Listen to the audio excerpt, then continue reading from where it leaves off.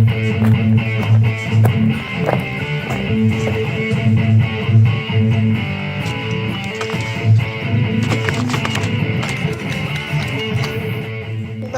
for this. Use it wisely.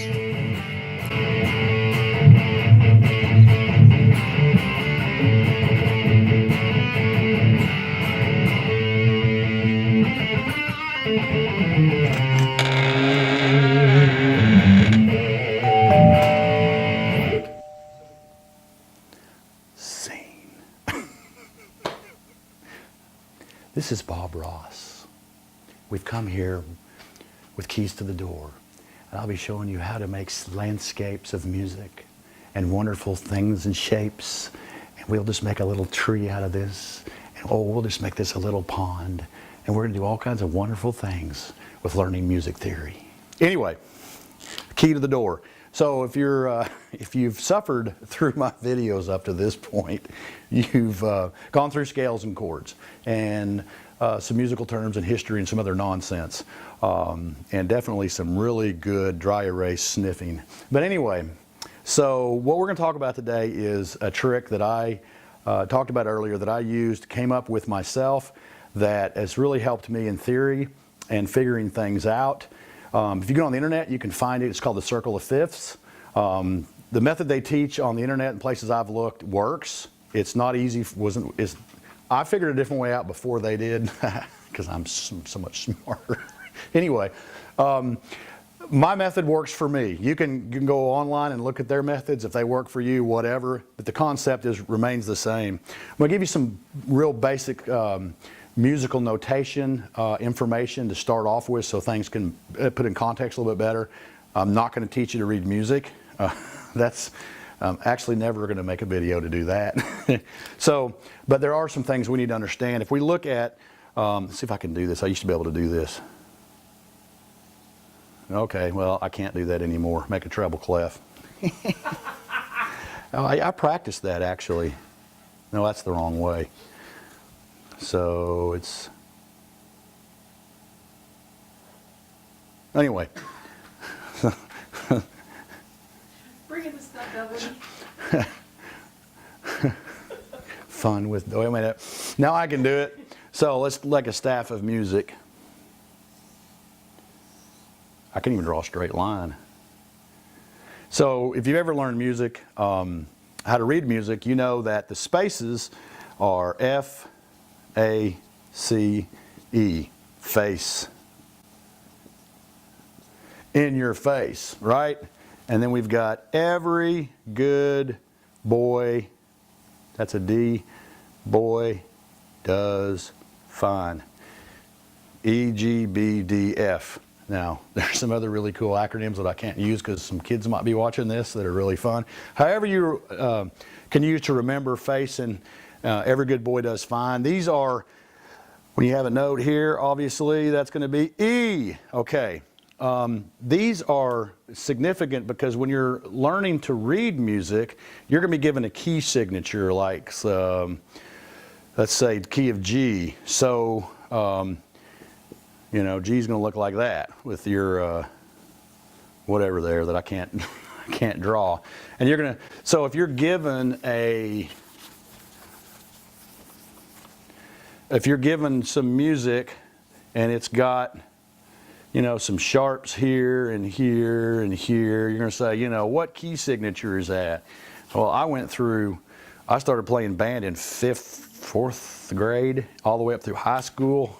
I couldn't tell you what any key signature was. I always had to ask somebody or fiddle around and find out. I didn't want to learn theory. It was too hard.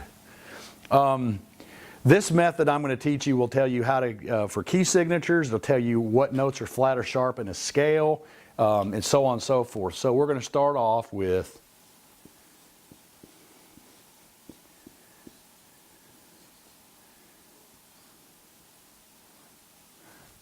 B, E, A, D, G, C, F. Now online they'll have a circle, you know, like this.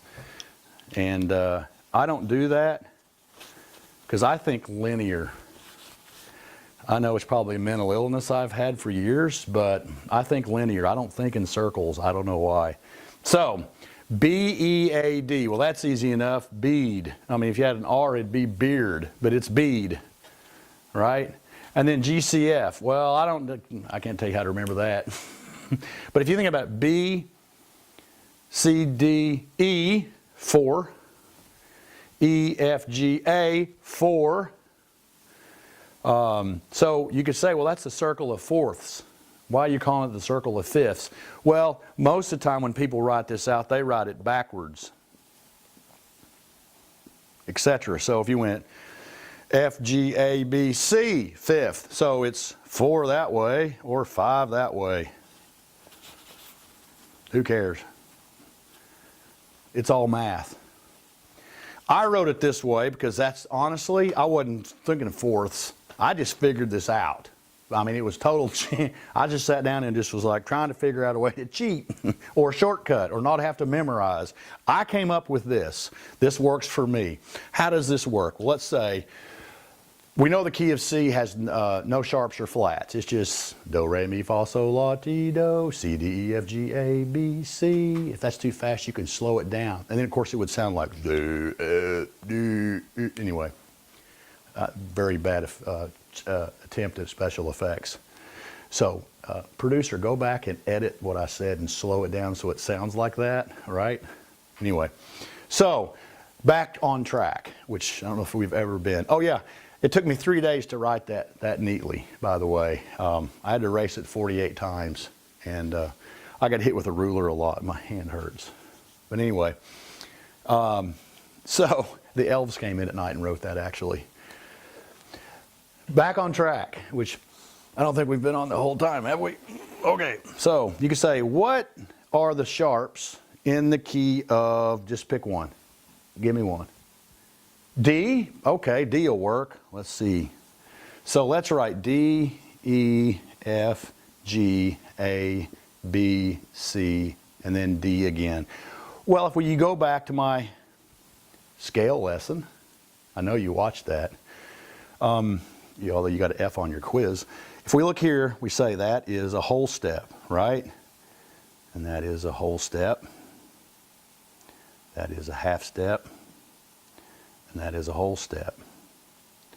Okay, so D to E is a half step, F to G. So if you're going to figure out, you're going to say, well, okay, I know that if I keep going, whole step, half step, whole step, half step, I know that, okay, well, E to F is a whole step, and that is, by default, that right there is as a half. E and F don't have a whole step between them, so I know that's going to be F sharp. And then I'm going to, man, I tell you what, if I have to do this, I'm going to quit. I mean, who wants to do this? Can you do it? Sure you can.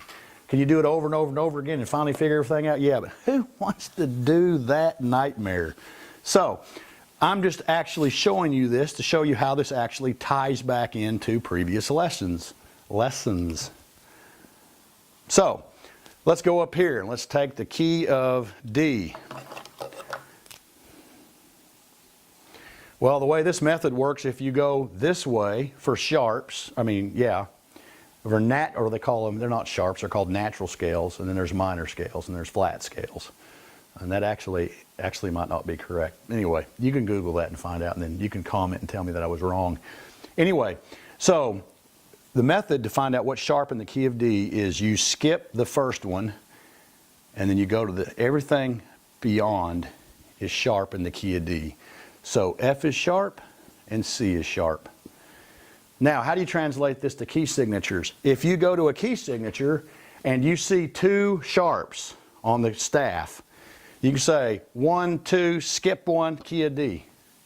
That's pretty daggum easy, I think, if you can remember this. Now, you'll be going B, E, A, D, G, C, F in your head, but once you've done that 4 or 5 times in your head, you're not memorizing. So very quickly we can say, what is sharp in the key of E? Skip D, G, C, F. So in the key of E, D, G, C, and F are sharp. That's simple. If you see a key signature that has 4 sharps on the staff, 1, 2, 3, 4, skip, it's key of E. Bang. You've just now been able to tell what key signature you're in if you're looking at music. If you're a guitar player, here's the best analogy. If you ever listen to a band and the guitar player's too loud, the way to get him to turn down is to put a piece of sheet music in front of him. And the definition of perfect pitch is if you take a saxophone and you throw it into a dumpster and you don't hit the rim, that's perfect pitch. Okay, just a little couple notes there for you. So you can see what's sharp in the key of B? A, D, G, C, F. What's sharp in the key of G? F. You're skipping one. What's sharp in the key of C? Nothing. There's nothing over here. Well, what about F? Technical difficulties there. My time is up. Our time up to decay. But what about F? Well, okay. I'm glad Bates isn't here. We'd be in trouble. F. F is the one exception to the rule, okay? And F has one flat.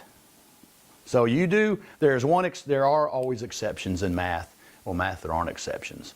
But the key of F is the one exception, and it is a B flat. So if you wrote out the key of F, A, B, C, D, E, F, G, H, O.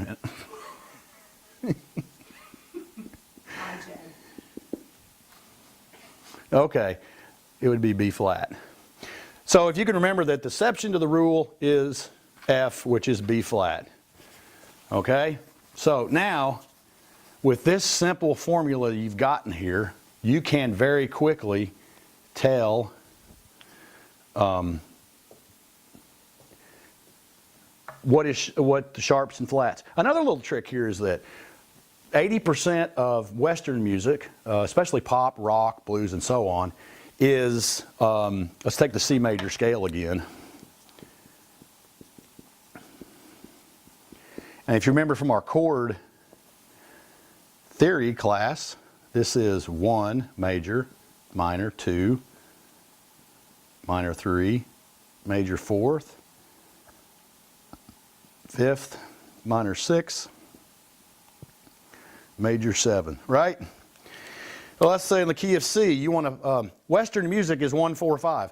12-bar blues, 1-4-5. There's a video, a lot of you guys have seen. If you haven't, you go look it up. Maybe I'll have my technical producers put it at the bottom. But basically, it is that there's like 900 million songs that you hear on the radio that all are 1-4-5. They may be in different keys, but at different rhythms, different way they're played, but it's all 1-4-5.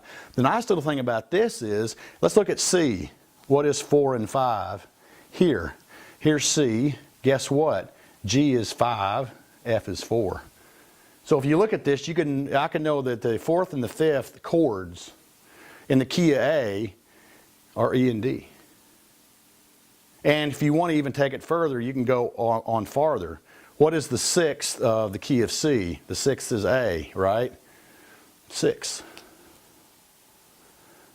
B is 7. D is 2. And E is 3. Now, I have no idea what the formula over here is. I've never done that. I just kind of wrote them up there, and that would be worth maybe looking at. But for practical matters, if you're playing in the key of D and you wonder what the 4th and 5th chords are, because maybe you're vamping or playing off the ear, you just wonder, then you know it's A and G.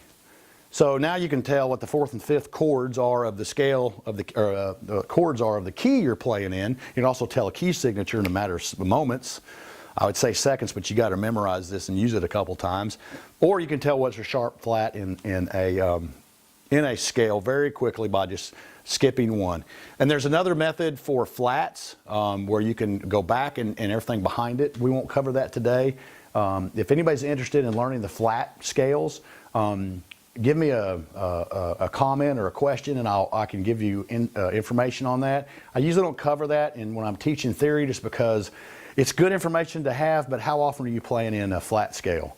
You know, maybe because if you're saying, hey, I'm playing in B flat, you actually could be in, you know, A sharp, and that's not right. But anyway, we'll go through the flats another time if there's an interest for that. So that's it for today.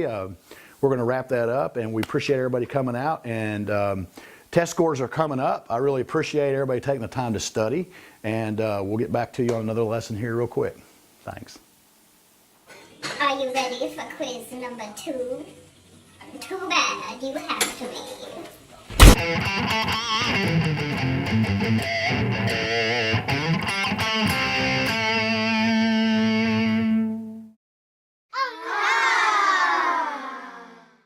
And I think I got a little too much Sharpie.